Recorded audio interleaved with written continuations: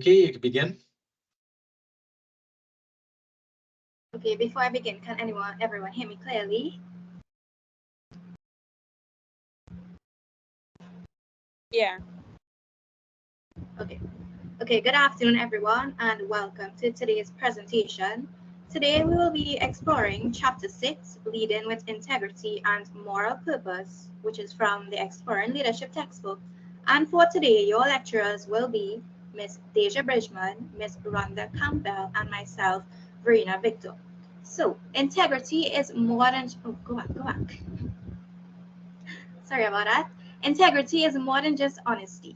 It is a moral compass that guides leaders towards ethical behavior. So in this presentation, we will explore why leading with integrity and moral purpose is essential. Moving on.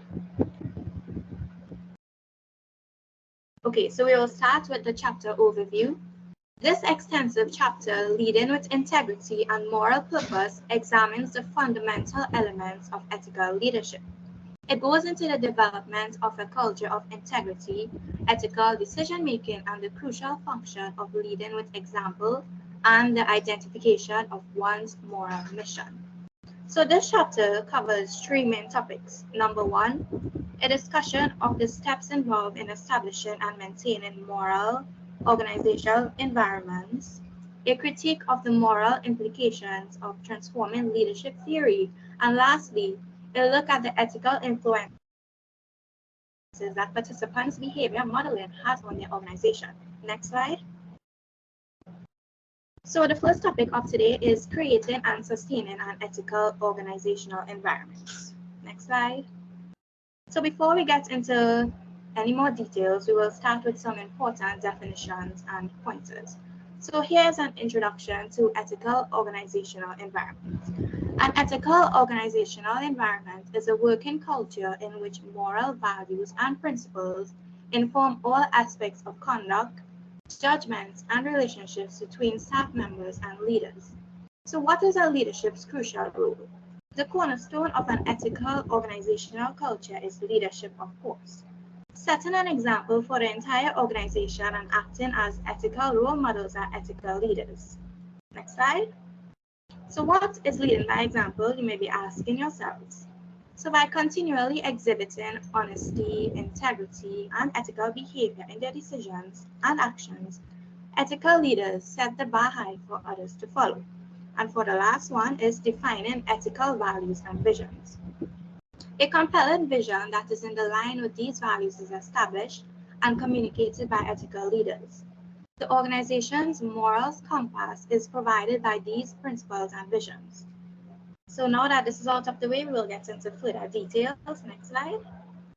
So how to actually create and maintain ethical organizational settings? In order to create and maintain ethical organizational settings, it is essential to have ethical theories and models that are anchored in organizational principles or codes of conduct, as well as awareness of one's own moral.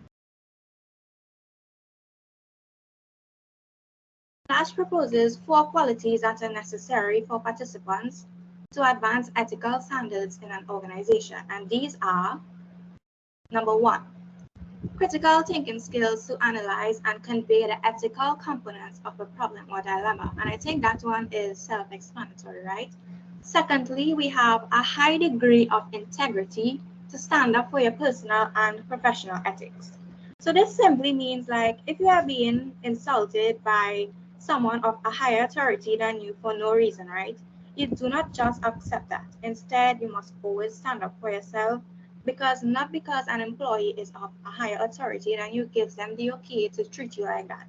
Okay, so always stand up for yourself, whether it be for personal or professional ethics. Thirdly is the ability to see situations from others' perspectives, which is showing concern for others. So do not just be all for yourself. Always put yourself in others' person's shoes so you will be able to understand them. It will also show that you are a caring person and that you are not selfish. And the last one is personal motivation to do the right thing. So we all know that everyone around you can give you motivation. But if you do not have that self-motivation, you won't be able to reach anywhere with any task, okay? So in this diagram here, We have the core ethical values of the organizational ethics influencing ethical behavior. So we have trustworthiness, respect, responsibility, fairness, and justice, being caring, and citizenship. Next slide. So we are all clear so far, right? Because we are now getting into how to actually create and sustain an ethical environment, which is in more detail. So I believe that we are all clear so far. Good. So the first way is navigating ethical challenges in organizational decision making. So models and principles for making ethical decisions must be ready to face opposition, member upsprings, and possible membership decrease. Making the appropriate decisions requires both individual fortitude and a thorough comprehension of the situation. So to further understand this, let's look at this example. So if a company faces opposition to its environmental policies, causing member upsprings and potential loss of customers, ethical models and principles can guide how they go about making decisions to solve this problem. It demands individual fortitude and situational comprehension, resulting in informed, ethically sound decisions. And can anyone tell me why would this help? Okay, let me explain. Okay, so this will help because the ethics model is a theoretical, grounded ethical decision-making model that draws from the latest relevant, keyword there, relevant, literature in ethics and integrates multiple theoretical perspectives. So in this way, decisions will be made from not only one perspective, but in many perspectives to solve this problem. Okay, so I hope that was made clear. Next slide. So the next one is fostering an ethical culture through inclusivity. So an ethical environment is created through recognizing moral or ethical issues and involving others in decision making. Okay, so I think that we all know that involving everyone, whether it be a group project, a business meeting, etc., it is important since everyone's thoughts and saying matter.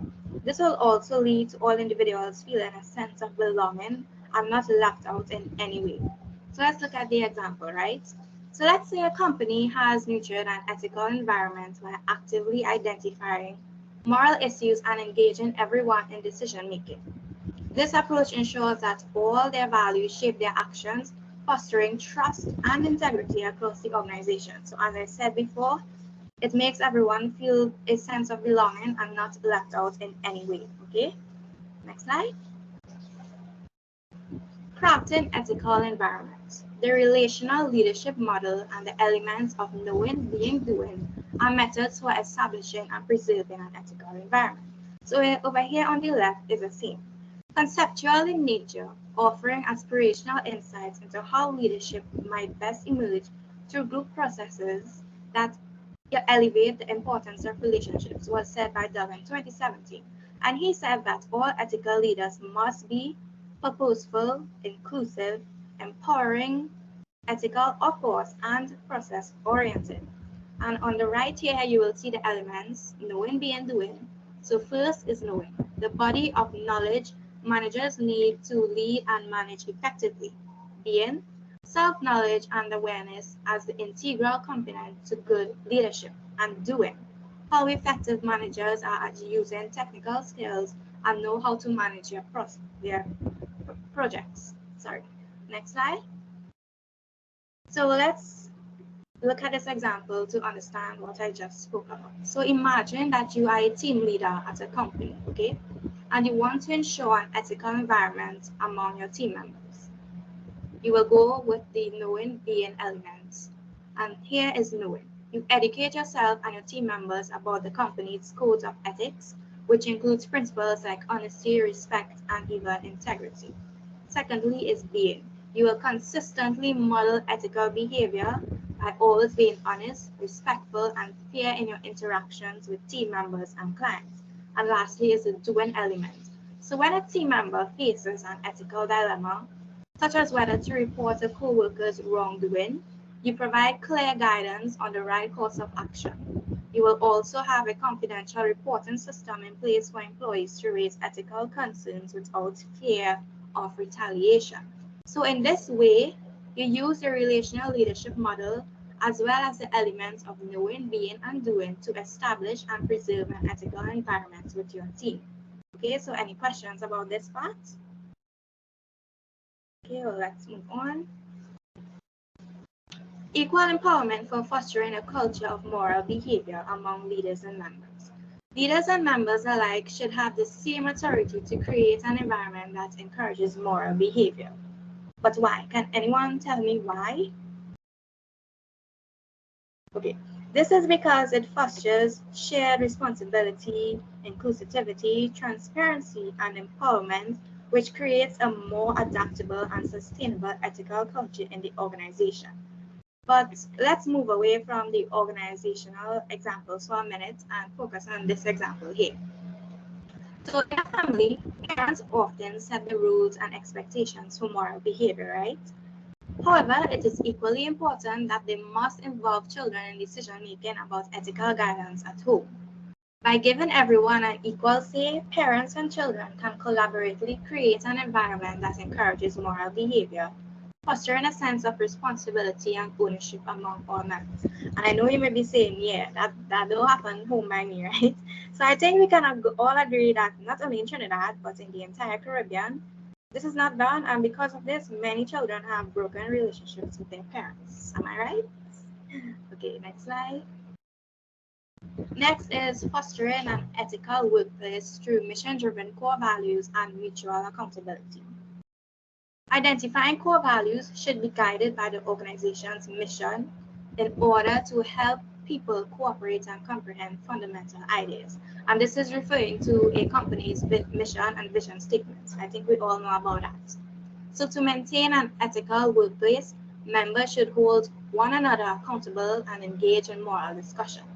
For example, in a non-profit organization that is dedicated to environmental conservation, its mission is to protect and preserve natural ecosystems.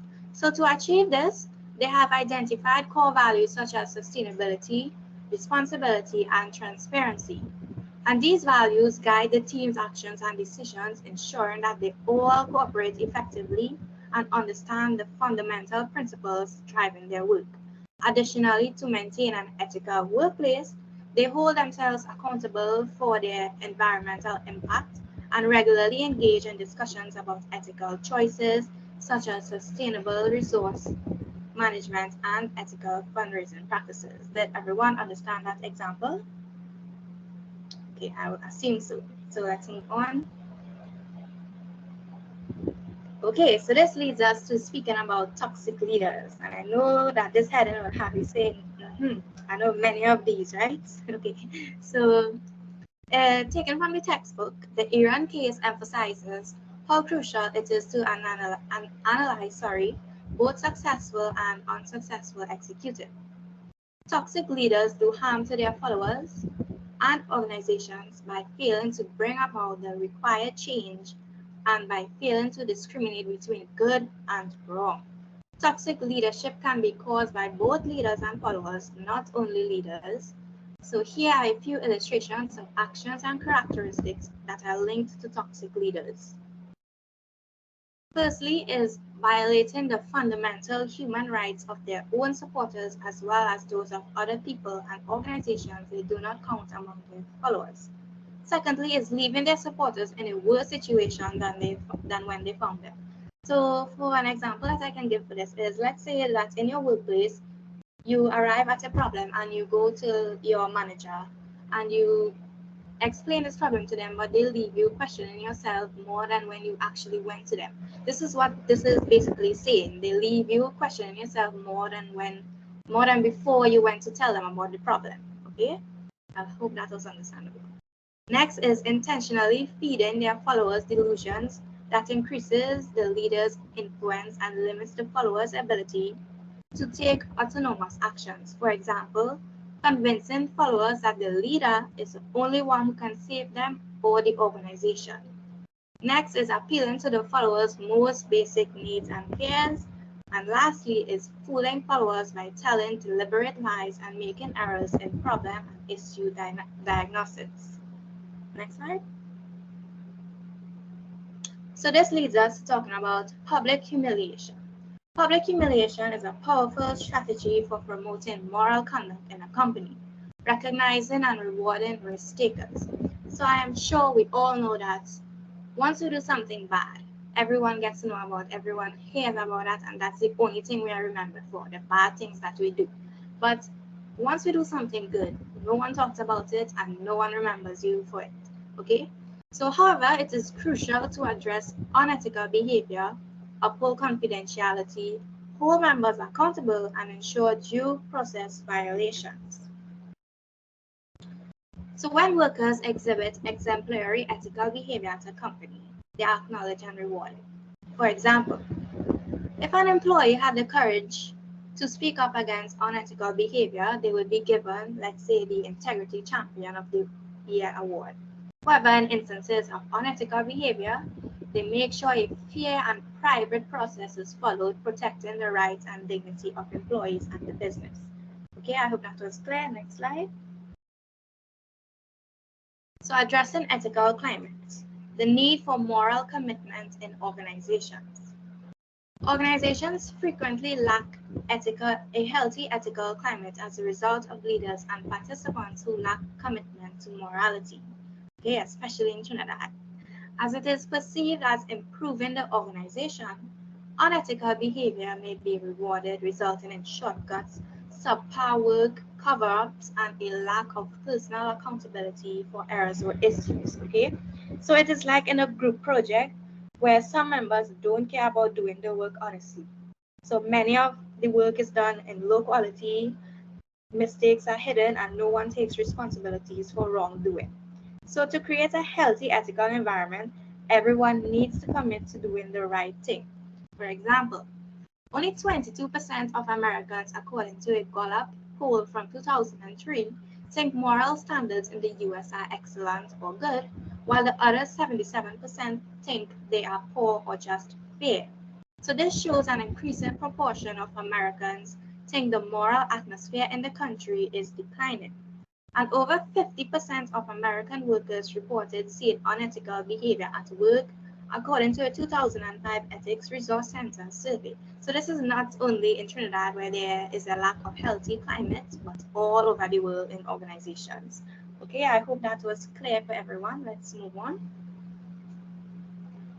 So those who are committed to leading with integrity struggle with the question of what to do when they're building. Only 3 options available in this extremely tough scenario, and I think many group leaders can relate to these. Is either ignore or put up with the situation, address the issue and seek to create an ethical organizational climate, or either leave the company. So such choices present challenges to leaders every day. So to sum up with this topic, we will end with a quote, which is, integrity is the most valuable and respected quality of leadership, so always keep your word, by Brian Tracy. So are there any questions on this topic? If not, I'll move on to the second topic of today. Okay, no questions, right? Okay, so moral purpose as an act of courage. Next slide. Moral purpose as an act of courage in leadership involves helping individuals understand the importance of aligning their values and principles with their leadership actions. So it takes personal courage to do the right thing, okay? So for example, when she revealed misconduct by her employer, Ken Lee, former Enron executive Sharon Watkins showed bravery on her own. Watkins ran the risk of losing her prestigious and well-paying positions by doing so. She showed integrity and personal courage by speaking out against Enron's unethical business practices. And according to Watkins, her efforts symbolize that individual actions matter and that you have to take ownership for your actions when you are in a position of leadership. And this is as she put in her interview. So let me explain this example a little more for you, right? So instead of staying silent and ignoring what was going on, she did something really brave. She decided to speak up and tell the truth about what was happening. And of course, this was risky because she could have lost her prestigious job and all that money she was making, okay? But she chose to do the right thing, even though it was hard. So what Sharon did was not just brave. It was also about having strong moral values and personal courage. She believed in honesty and integrity even when it was tough. In this interview, she said that her action shows that each person's choices and actions are important, especially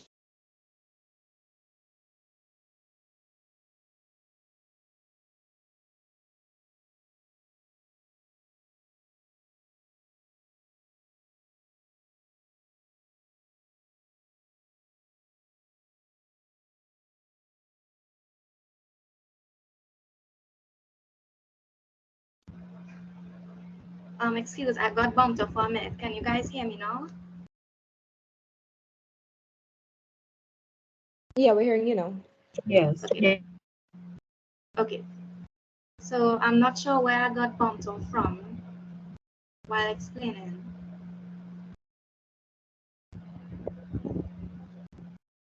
Okay, I'll just continue on the example. Okay, so in a nutshell, right, this example is about this person, Watkins, who had the courage to stand up against wrongdoing and show the world that individual actions, especially in leadership roles, can make a big difference.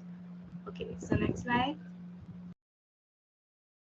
Ethical leaders and participants are essential for promoting moral, courageous, and responsible leadership.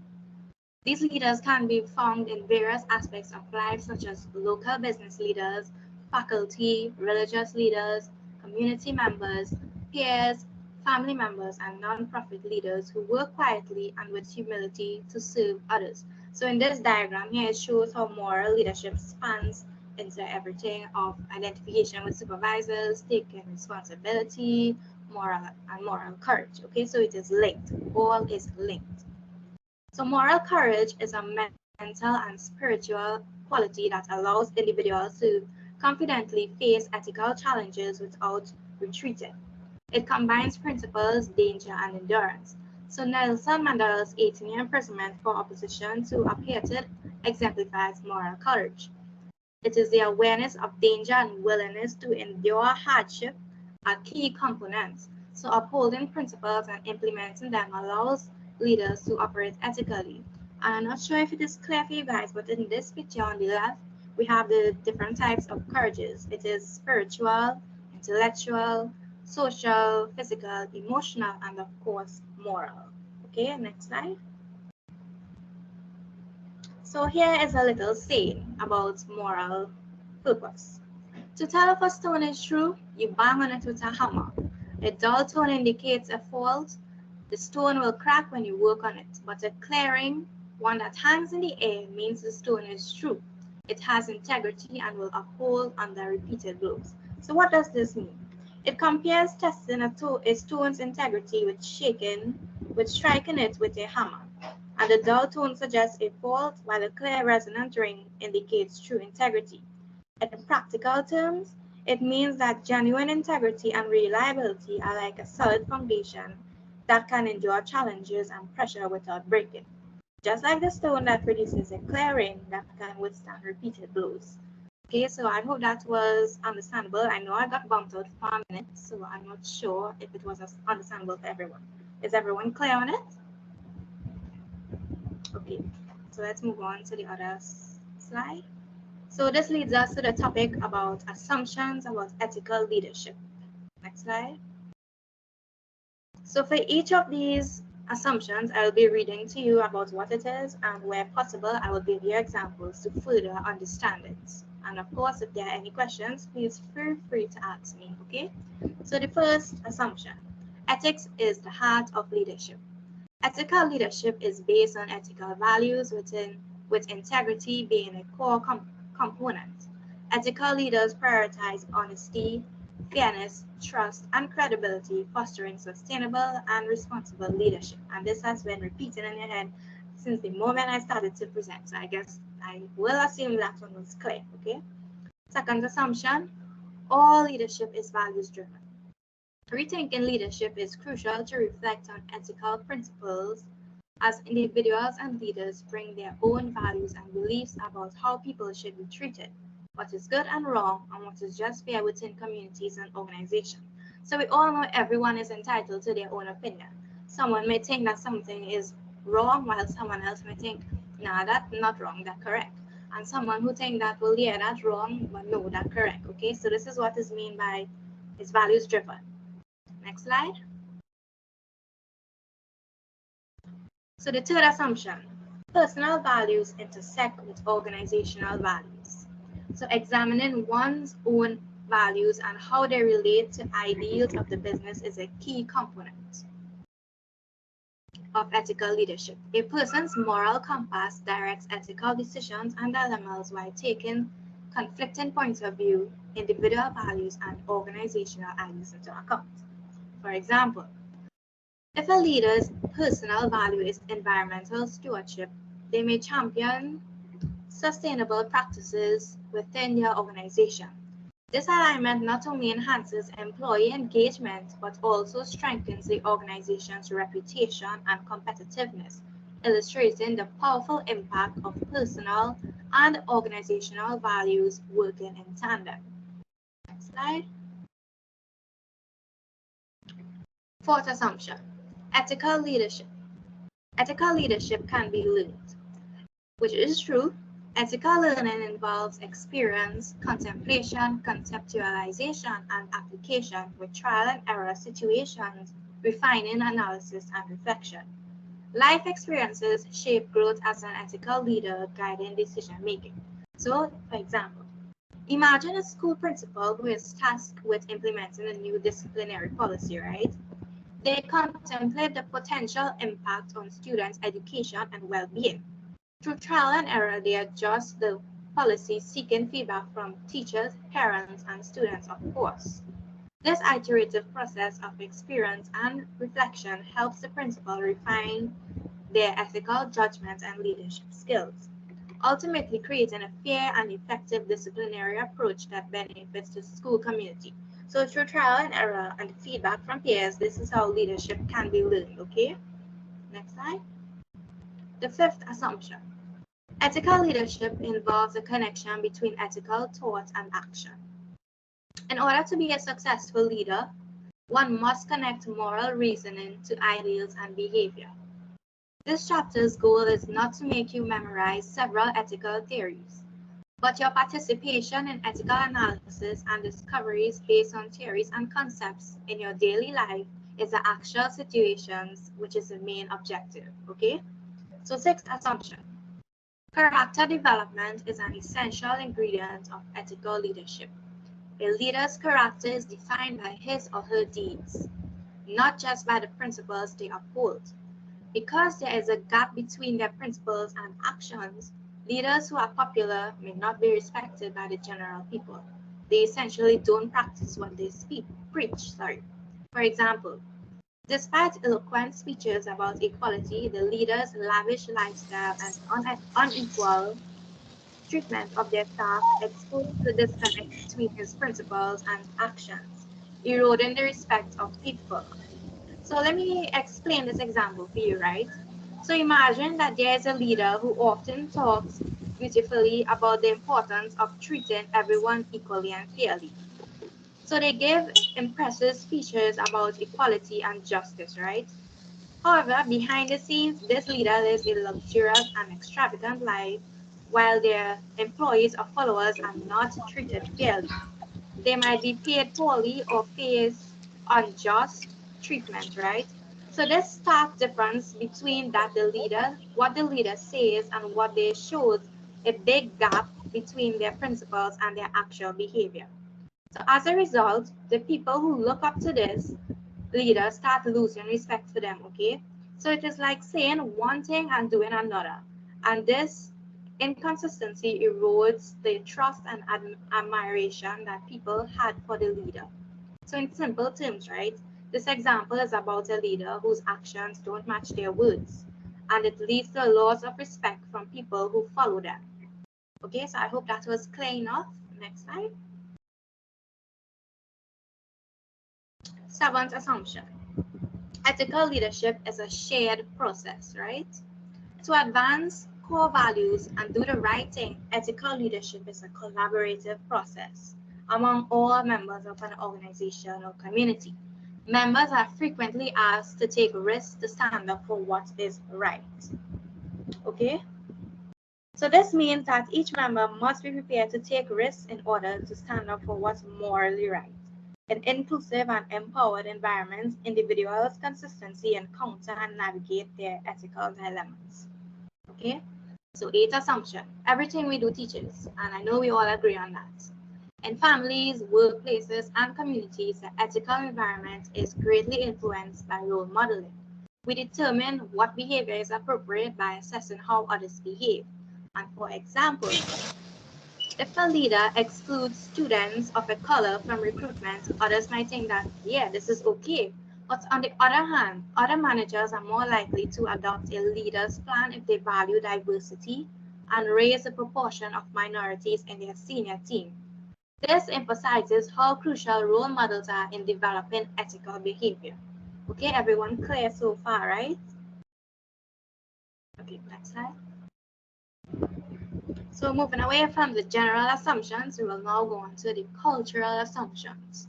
The underlying beliefs, attitudes, and norms of a specific culture or civilization that shape how people view and use ethical leadership are referred to as cultural assumptions in ethical leadership.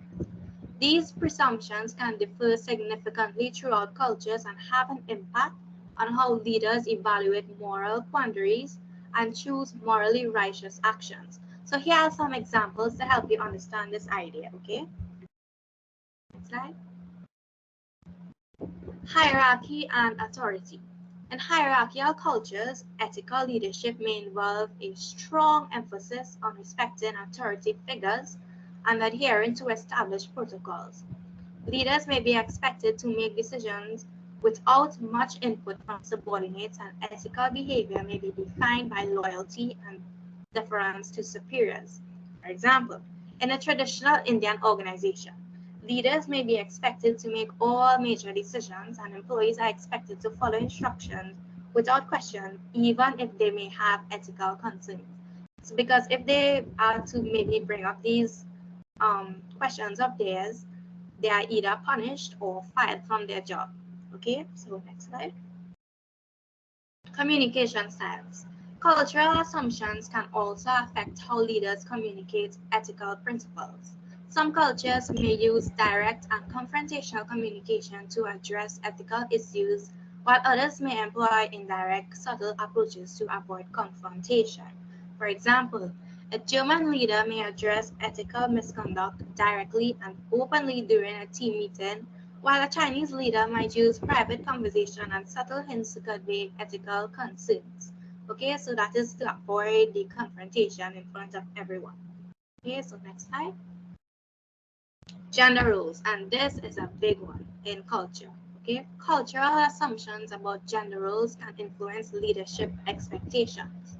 In some cultures, gender equality and diversity in leadership may be prioritized as ethical values, while in others, traditional gender roles may shape leadership norms. So in a progressive culture, Company A values gender equality and diversity in leadership.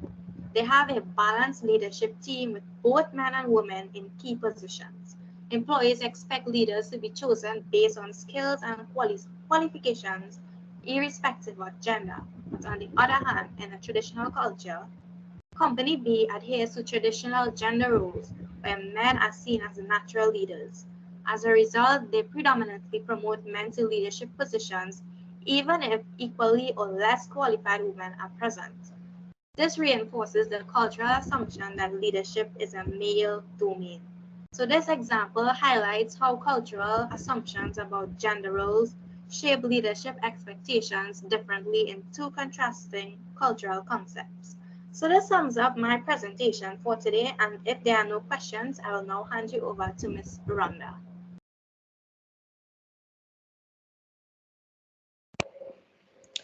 Okay, so good afternoon, everybody. Before I begin, can you just confirm that you guys can hear me, please?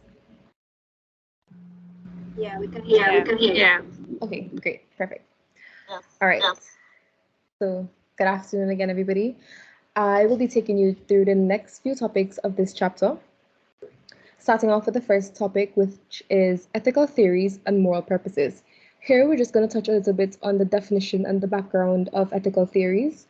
as well as a little look at the transforming leadership theory.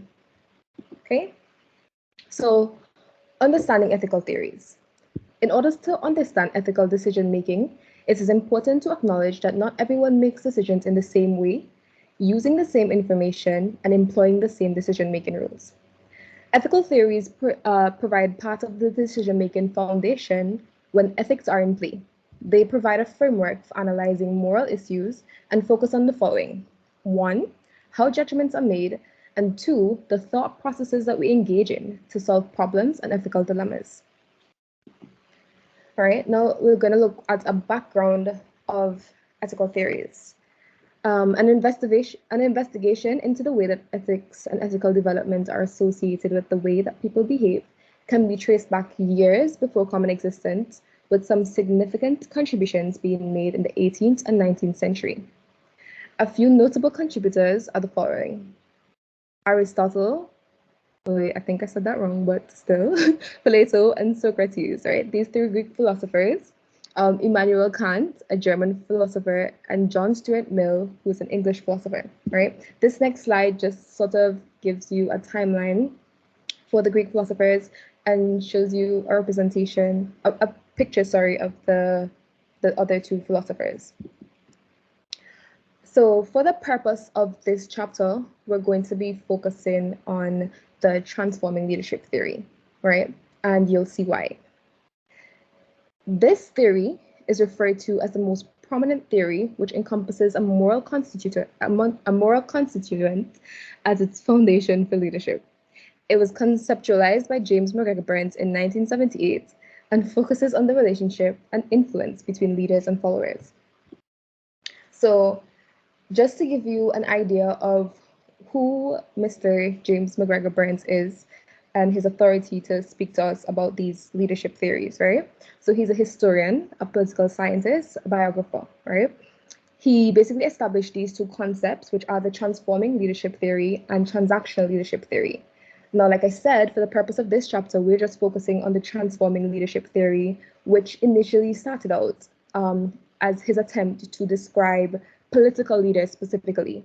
But of course, now it is more widely used and accepted, right?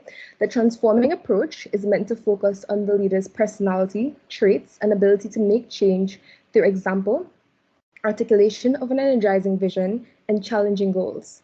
Transforming leaders are idealized in the sense that they are a moral exemplar of working towards the benefit of the team, organization, and/or community. And here I just put a little picture of of James MacGregor Burns. Right? Continuing, according to Burns, transforming leadership is a process in which leaders and followers raise one another to higher levels of morality and motivation. He explains the relationship as an interaction of power and shared values, which he calls end values. Right? So these end values, which are peace, justice, fairness, liberty, equal opportunity, and people's general welfare, they're expressed by transformational leaders. However, people possess the ability to shape these values through specific behaviors. The moral purposes of both leaders and participants are the key factors in transforming leadership process. It ultimately results in change. Okay, so the transforming leadership theory focuses on 4 elements. All right. Number 1 is individualized consideration. This is the degree to which the leader attends to each follower's needs, acts as a mentor or a coach to the follower, and listens to the follower's concerns, right? Now, this individualized consideration could also extend to something, for example, celebrating a small win of a specific follower or specific participant, all right? Number 2, intellectual stimulation. Now, this encompasses the degree to which the leader challenges assumptions, takes risks, and solicits followers' ideas. Number 3, inspirational motivation. This is the degree to which the leader articulates a vision that is appealing and inspiring to followers. All right, I think that one is pretty self-explanatory. And the 4th is an idealized influence. This basically provides a role model for high ethical behavior, instills pride, gains respect and trust, right? And again, this one is pretty self-explanatory. These are traits or personality traits that you would look for in a leader, right? So now we're going to move on to modeling a moral purpose. And here we're going to just touch a little bit on the social learning theory. All right. So people are more prone to mimicking and mirroring the actions of a leader or other group members based on admiration or their ability to relate to them. All right. Now, this social learning theory was proposed by a psychologist, Bandura, right? And he basically put forward the notion that people are capable of learning indirectly through either observation or vicarious learning, right? So observational learning, the first one. This has its history in the practices of ancient Greeks who refer to this concept as imitation or mimesis, right? Number two, vicarious learning, which is basically behavior modeling by leaders and participants. It provides an opportunity for organizational and community members to learn ethical practices by observing those who model certain practices in their leadership approaches. Important to note, both positive and negative experiences illustrate that modeling by leaders and participants affects the ethical climate of organizations. So this is pretty straightforward, but still, we'll just look at this example. All right, so a football coach benches the star player for violating a rule, even though the coach needs that player to clinch the final playoff game. Organizational and team members learn by observing how a peer is treated that negative consequences result from such behavior.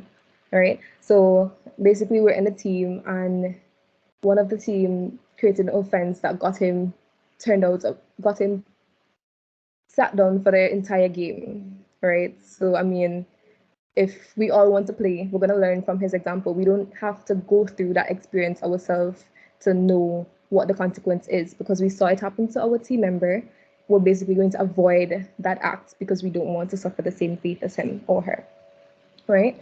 Sims and Lorenzi refer to this phenomenon as outcome expectation. Moving on, we're going to touch on the topic moral talk. All right, here we're going to just do a brief definition of moral talk, moral muteness, and look at some uses, of moral talk. So moral talk. Bird and Waters propose an interesting concept that moral talk, or dialogic leadership, can exert influence on ethical behavior.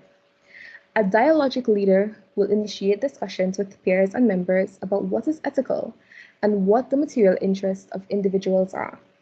This type of leadership is useful for the development of ethical approaches, which creates and maintain an ethical environment. All right, so we're going to look at a quick example here. A student president of an honor society includes on the meeting agenda a discussion of the nature of the group's test files.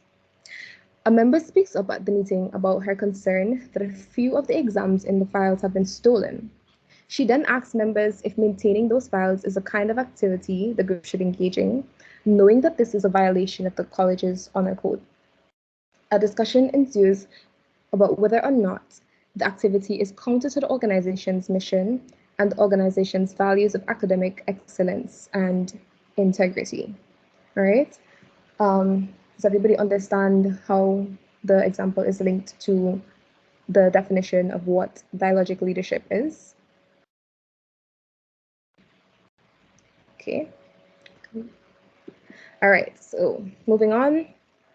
Despite its importance, Bird and Waters further states that people are usually reluctant to have conversations about ethical dilemmas.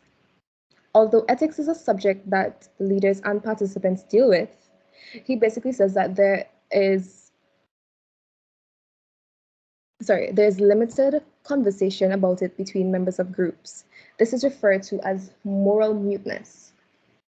It is a shared responsibility of members and leaders to initiate moral talk and avoid moral muteness. So, moral muteness, all right? Why does it occur? So, moral muteness occurs for the following reasons. 1. Avoidance of complex problems with moral overtones. 2. Protection of the positional leader's own managerial flexibility in solving problems. 3. Avoidance of dealing with varying ideological or moralistic perspectives. 4. Ethical illiteracy. Right? And just to reinforce here, when it comes to the topic of moral talk, when it comes to having these discussions, again, it's the responsibility of not just the members, but the participants, the members of the group. We also have a role to play, all right? So, uses of moral talk. Leaders and participants can use moral talk to influence others to carefully consider their perspectives and positions on issues. It is utilized in order to model influence in discussions that are meant to do the following. 1. Identify problems. 2. Consider issues. 3. Advocate and criticize policies. 4. Justify and explain decisions. All right, are there any questions on this slide? Okay. All right. So moral expressions have the potential to arouse feelings of connection with moral action. For the modeling effect to occur, the language in moral talk has to be connected with experiences and expectations of people involved in the organization. All right, so on this note, does anybody have any questions on anything that I have presented today? If not, I will now turn you over to my other group member, Deja. Good afternoon, everyone. So we will now be moving on to ethical decision-making models. So upon finishing this section, you should be able to understand what is an ethical decision, what is an ethical dilemma, and ways in which an ethical dilemma can be resolved. So just to be clear, guys, when it is, I ask if it is, you guys agree, just give me a thumbs up so I know you all agree, right? Oh, understand. So moving on.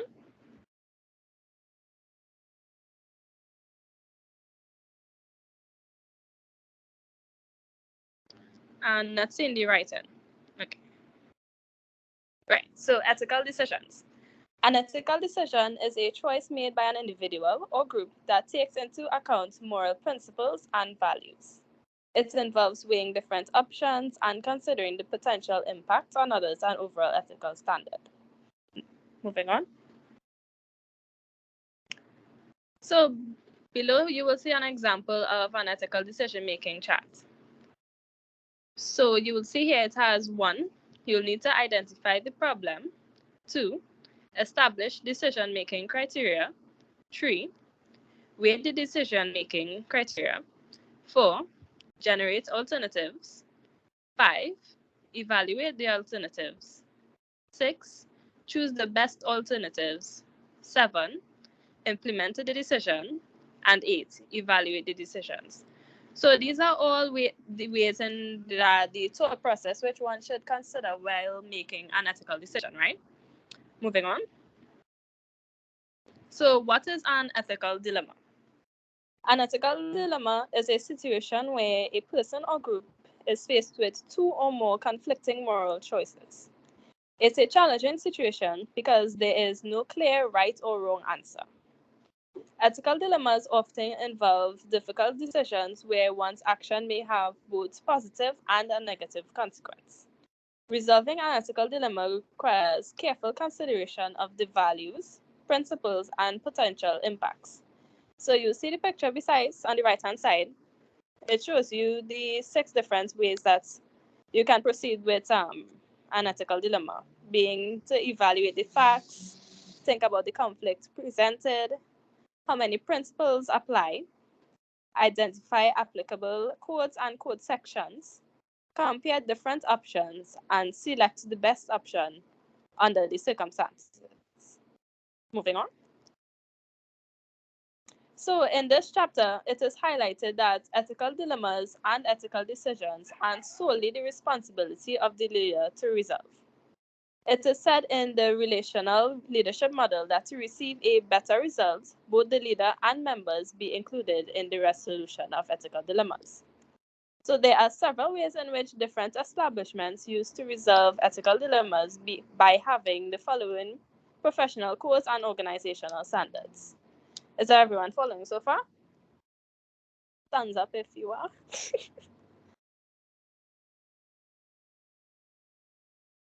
Okay, great.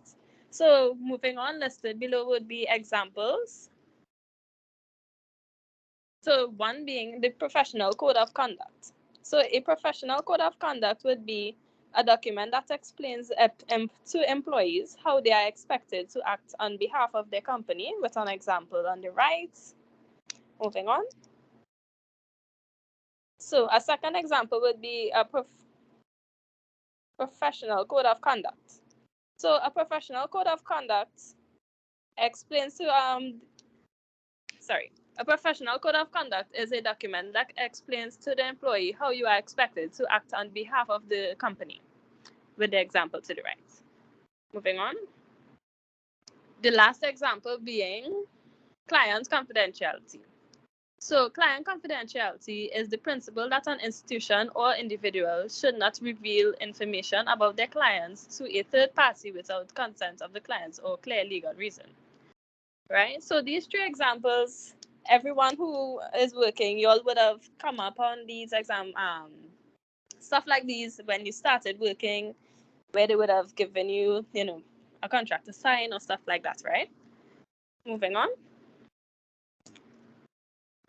So we also have sexual harassment and non-discrimination policies. Sexual harassment and a non-discrimination policy is a set of rules and regulations that prohibits discrimination based on race, color, religion, and sex. It also prohibits sexual harassment in the workplace. The policy should state that discrimination based on the aforementioned factors is illegal and will not be tolerated. It should also provide definitions and examples of prohibited conduct as needed. Moving on. So while these codes and standards are useful, not all situations can be resolved with them. This is due to the fact that human judgment is also needed to determine whether it is an ethical dilemma or another issue, for example, a personal conflict between two individuals, right? Moving on. So below what I'm about to read will be a practical application where you can see how, like an example of an ethical dilemma and what we can do to resolve it, right? So imagine you work for a company that is facing financial difficulties, and the management proposes cutting costs by laying off a significant number of employees. So on one hand, implementing the layoffs may help the company survive and secure the jobs of those who remain. However, it raises ethical concerns about the well-being and livelihoods of the employees who will be affected. The dilemma lies in balancing the company's financial stability and their ethical responsibility towards its employees. Moving on. So below here would be a solution in which they can resolve the issue that they have at hand, right?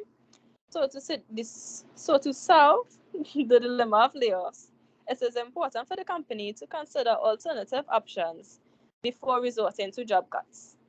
They could explore the measures like reducing executive salaries, implementing temporary pay cuts across the board, or finding new revenue streams.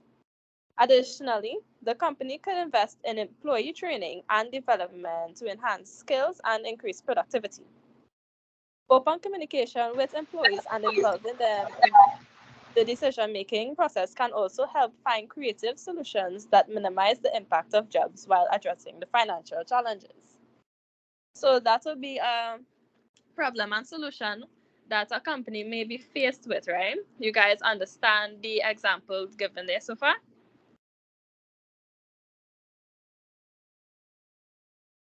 Yes? Okay. Moving on. So an ethical decision-making model encourages people to work through dilemmas with a moral purpose in mind and provide frameworks with which to guide decision-making and analysis. Rather than react quickly to dilemmas, you should carefully consider various steps, including ethical analysis towards making sound decisions. Moving on.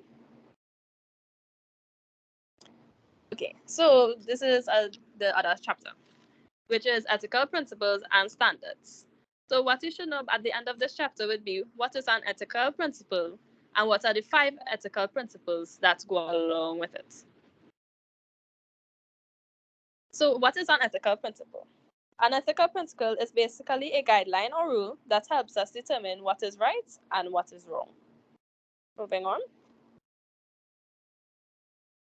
So there are 5 ethical principles. 1, and let's see the headings. Right. 1 being respecting autonomy. So respecting autonomy is when the leaders and members are given the freedom to choose and develop their own values while respecting others' independence. Autonomy, like constitutional rights, has its limits and doesn't mean unlimited freedom. It assumes individuals have the competence to make rational and informed decisions. 2, doing no harm. This is by creating a safe environment, which means ensuring that others are free from both psychological and physical harm. It's all about promoting well-being and protecting everyone's safety. Moving on. 3, benefiting others or beneficence. This is putting the organization's interests before personal gain and promoting what's good for the whole group. This principle of beneficence emphasizes the importance of fostering the growth and well-being of the organization or community as a whole. 4, being just. This is simply by treating others fairly and equally. And lastly, moving on, being faithful or practicing fidelity. This is by keeping promises, being faithful, and remaining loyal to the group or organizations. Are all about building trust, and which is all about building trust and strong relationships. The principle of fidelity emphasizes the importance of honoring commitments and being reliable. When leaders or members violate the principle, it becomes challenging, if not impossible, for others to trust and develop a strong bond. Trust is key with this principle. You guys are following with the 5 principles so far? I have any questions about it? Yes? Okay. Moving on. So these 5 ethical principles can be used to aid in an instance where critical evaluation is needed. It helps in ways such as enhancing one's moral reasoning and ethical decisions. These 5 ethical principles are really handy in leadership and organizations. They guide you in choosing the right actions and considering how they'll impact others. Moving on. Right. So there has also been a development of over 850 codes of ethics, which has been developed by the Center for the Study of Ethics for a wide range of professionals such as law, governments, engineering, the healthcare industry, sports, fraternal social organizations, and the media. So these codes are the standards used to guide professionals along the right path when making decisions and taking action. These ethical decision-making models are super helpful in making informed and carefully analyzed decisions before taking any action. Sometimes we feel the urge to quickly address urgent issues without going through a thoughtful process to ensure we make the right choice. Moving on. So this will be our chapter summary. Leading with integrity is a difficult process that combines the environment of the organization, values-driven leadership, role models, and individual moral development. It includes posing ethical queries, empowering others, resolving moral conundrums, acting morally for the greater good, and employing a procedure to deal with issues that lack obvious answers. In today's fast-paced environment, it is crucial to have trustworthy leaders and participants who are dedicated to doing the right thing. We can have a beneficial impact by fostering ethical surroundings, encouraging moral behavior, having moral conversations, and cooperating. So this will be the end of our presentation. Before I say thank you for listening, does anyone have any questions about any of the stuff I was reading? Or you all good? Tom, if you all good? Yes? Okay. So on behalf of Verena, Rhonda, and myself, thank you for listening and enjoy the rest of your night. All right, if there are no questions, I'm going to stop the recording.